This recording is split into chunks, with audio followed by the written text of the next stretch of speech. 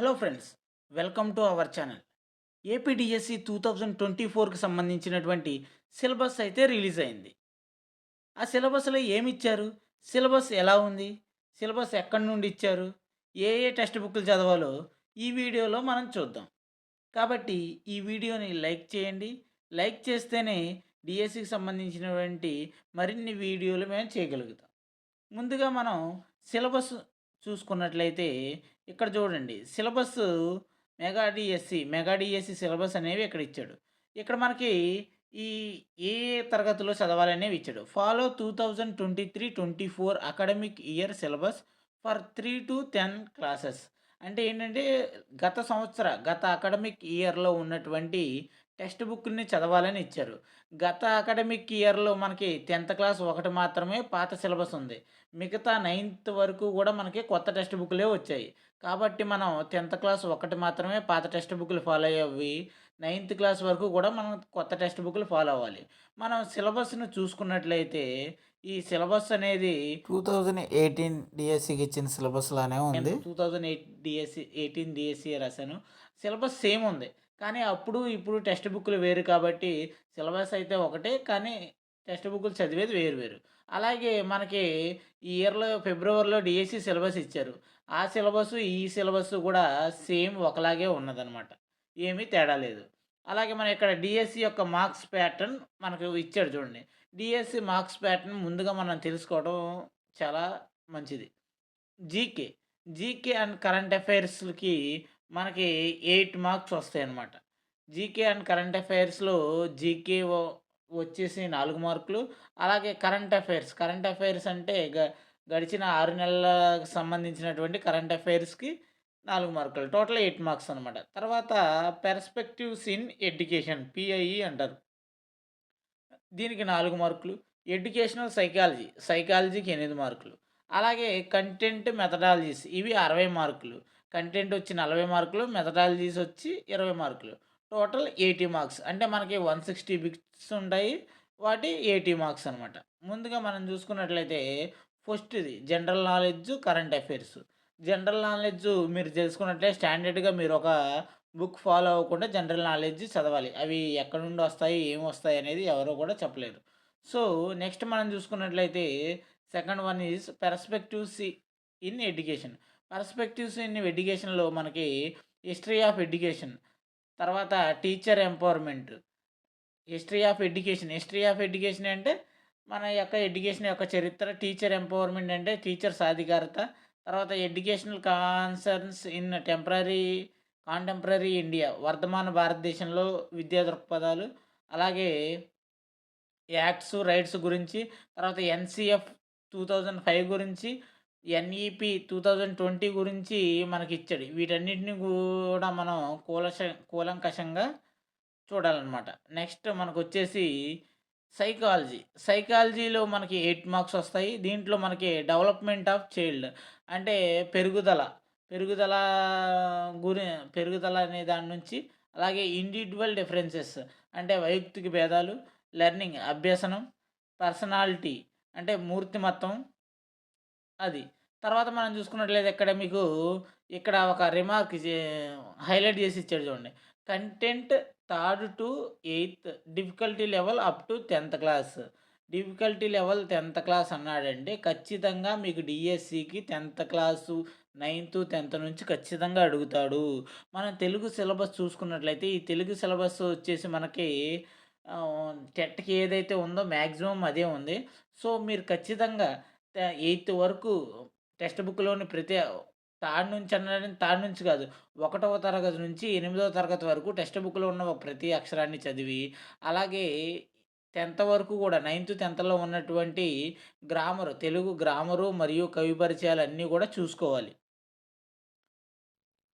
అలాగే తెలుగు మెథడాలజీ నుంచి మనకి 4 మార్కులు, అలాగే 8 బిట్లు వస్తాయి. కాబట్టి ఇవి కూడా లెసన్స్ వైస్‌గా చూసుకున్నట్లయితే ఇంపార్టెంట్ లెసన్ వైస్‌గా ముందు వెళ్ళినట్లయితే మీకు ఎక్కువ మార్కులు కలిసే అవకాశం ఉంది.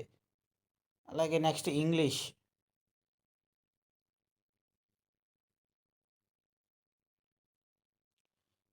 మనకు చూసుకున్నట్లయితే సిలబస్ అనేది టెట్‌తో పోలిస్తే చాలా అంటే చాలా తగ్గిపోయింది.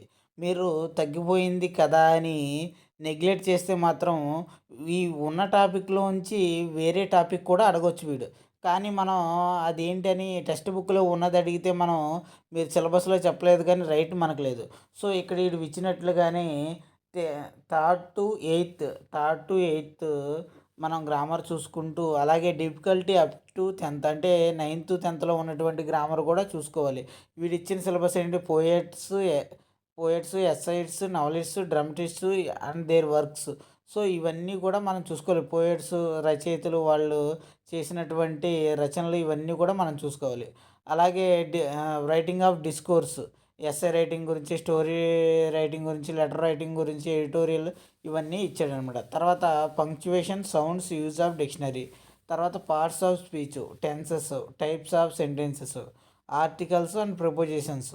ఇవి తక్కువే ఇచ్చాడు కదా అని మీరు టెక్స్ట్ బుక్‌లో ఉన్నటువంటి మిగతా గ్రామర్ టాపిక్స్‌ని ప్రిపేర్ అవ్వకుండా మానొద్దు. ఎందుకంటే టెక్స్ట్ బుక్‌లో మీకు వాయిస్ ఉంది, డిగ్రీస్ ఆఫ్ కంపారిజన్ ఉంది, తర్వాత స్పీచ్ ఉంది. ఇవన్నీ కూడా మీకు ఉన్నాయి. సో, వాటిని కూడా మీరు ప్రిపేర్ అవ్వాలి. ముందు సిలబస్‌లో ఇచ్చిన వాటిని కూలంకషంగా ప్రిపేర్ అయ్యి తర్వాత వాటిని ప్రిపేర్ అవ్వండి. అప్పుడు మీకు ఒక కం కంప్లీట్ ఫీలింగ్ వస్తది. తర్వాత మెథడాలజీ కూడా మనకి చెప్పినట్లే 4 మార్కులకి అడుగుతాడు. 8 బిట్లు. మనం చూసుకున్నట్లయితే దీన్ని మెథడాలజీ ఎప్పుడూ కూడా మీరు ఎలా ఎళ్తారంటే ఖచ్చితంగా బిట్ అడుగుతున్నటువంటి చాప్టర్‌ని మీరు ఫస్ట్ ప్రిపేర్ అయ్యి తర్వాత డౌట్‌గా ఉన్న చాప్టర్‌ని లాస్ట్‌లో ప్రిపేర్ అవ్వండి. తర్వాత నంబర్స్, మ్యాథ్స్‌లో చూసుకున్నట్లయితే నంబర్స్ టెట్‌కి కూడా మ్యాక్సిమం ఇలాగే ఉంది సిలబస్సు. నంబర్స్ తర్వాత అర్థమెటిక్, తర్వాత జామెంట్రీ, తర్వాత డేటా హ్యాండ్లింగు, తర్వాత ఆల్జీబ్రా. సో, దీనికి కూడా ఒకటేనండి. మీరు థర్డ్ టు ఎయిత్ కాదు 10థ్, 9థ్ రిలేటెడ్ టాపిక్స్ కూడా చూడాలి. ఎందుకంటే ఖచ్చితంగా డీఎస్సీలో మీకు టెట్‌లో అడిగినట్టు డి ఇక్కడ ఎయిత్ వరకే అడగడు. ఖచ్చితంగా 9థ్, 10థ్ అనేవి ఖచ్చితంగా బిట్లు అడుగుతాడు. సో, మీరు ఖచ్చితంగా రిలేటెడ్ టాపిక్స్‌ని ఖచ్చితంగా చూసుకోవాలనమాట. ఎవరైతే నెగ్లెక్ట్ చేస్తారో వాళ్ళు చాలా మూల్యం చెల్లించుకోవాల్సి వస్తుందనమాట. తర్వాత మనం చూసుకున్నట్లయితే సైన్స్ కంటెంట్‌లో మనకి ఫిజికల్ సైన్స్, మనకి బయాలజీ వస్తాయన్నమాట. మనకొచ్చే లివింగ్ వరల్డ్ ఇవన్నీ కూడా మీరు చూసుకున్నట్లయితే ఎయిత్‌కి, 9థ్‌కి రిలేటెడ్, 10థ్ రిలేటెడ్. సో, మనకి ఖచ్చితంగా మీరు బయాలజీ, ఫిజిక్స్ ఇవన్నీ కూడా మీరు 9థ్, 10థ్‌లో ఉన్నటువంటి రిలేటెడ్ టాపిక్స్ ఖచ్చితంగా చదవాలి. ఎందుకంటే గత డిఎస్సిలో 2018 డిఎస్సిలో చాలామంది ఎవరైతే రిలేటెడ్ టాపిక్స్ చదవకుండా 9థ్, 10థ్‌లో చదవకుండా ఉన్నారో వాళ్ళు జాబ్‌కి పొందలేకపోయారు. కాబట్టి మీరు ఖచ్చితంగా చదవాలి. వాటి నుండి ఖచ్చితంగా అడుగుతున్నాడు. తర్వాత మనం చూసుకున్నట్లయితే ఈ ట్రై మెథడ్స్ అనేవి అన్నిటికీ కూడా కామనే.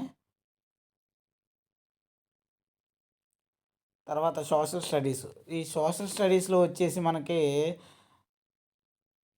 మనకి ప్రెజెంట్ ఇప్పుడున్న 10థ్ క్లాస్‌కి 4 టెక్స్ట్ బుక్‌లున్నాయి.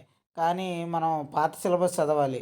అలాగే 9థ్‌కి కూడా 4 సోషల్ టెక్స్ట్ బుక్‌లున్నాయి కాబట్టి మీరు 9థ్ అలాగే 10థ్‌లో ఉన్నటువంటి టాపిక్స్ కూడా ముందు చేసేసుకోండనమాట. అప్పుడు మీకు వాడు 10థ్ నుంచి, 9థ్ నుంచి అడిగినా మీరు ఆన్సర్ చేయగలరు. అలాగే మెథడ్స్ మనకి 4 మార్కులు అడుగుతాడు. అలా 8 బిట్లు అడగటం జరిగింది.